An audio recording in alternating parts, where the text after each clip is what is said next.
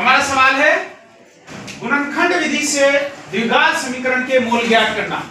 हमारे पास एक द्विघात समीकरण दे रखा है √2x² + 7x + 5√2 = 0।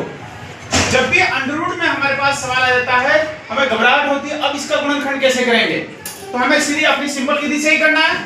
सबसे पहले क्या करेंगे, हम पहली वाली और लास्ट वाली संख्या का गुणा कर देंगे।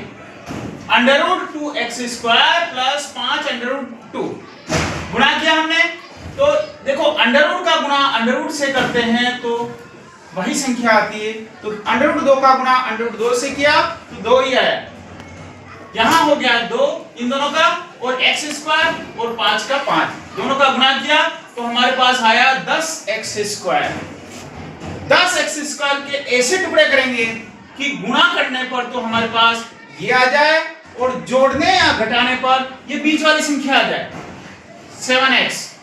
तो देखते हैं 5 × 2 कर दिया और x तो साथ में है ही, तो 10x² आ गया, और 5 और 2 साथ होते हैं तो ये भी आ रहा हमारा, माइनस नहीं है इसलिए हमें कोई चिन्ह बदलना नहीं है।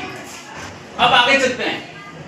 पहले वाली संख्या तो बेसिक वैसी रख दी, इसकी जगह हमें ये दोनों रखने हैं 5x और 2x।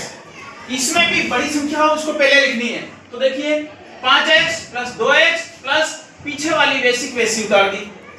अब सवाल में हम कॉमन लेंगे तो हमारे पास इन दोनों में हमारे पास x कॉमन आ रहा है, परंतु इन दोनों में कॉमन नहीं आ रहा था, तो हम सोचते हैं कि इसमें क्या परिवर्तन किया जाए। तो ये जो 2x दे रखा है उसको हमने वापिस अंडररूट में बदल दिया, क्योंकि यहां पर भी अंडररूट आ रहा है और अंडररूट में बदलेंगे हमारे पास कॉमन निकल जाएगा। तो √2 × √2x प्लस 5√2 = 0। अब हम इसके कॉमन ले लेते हैं।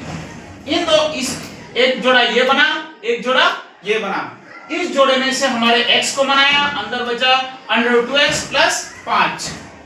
इस जोड़े में हमारे पास √2 कॉमन आ रहा है, तो ये तो बाहर निकल गया, अंदर बचा √2x प्लस 5 = 0।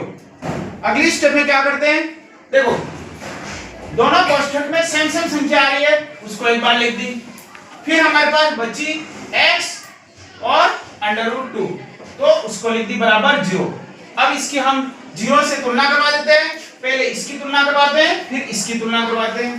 तो देखो इसकी कैसे करवाते हैं, √2x + 5 = 0। हम अब क्या करेंगे, बाय टीपी किया तो ये 5 उधर चला गया, माइनस हो गया, गुणे में होती वो संख्या नीचे चली जाती है, x = -5/√2। एक तो फैक्टर ये आया, दूसरा x + √2 = 0। यहां पर भी हमने क्या किया, बाय टीपी, और बाय टीपी करते हैं तो क्या हो जाएगा, इधर वाली उधर चली जाएगी और माइनस का प्लस और प्लस का माइनस हो जाएगा, तो x बराबर क्या हो गया, -√2।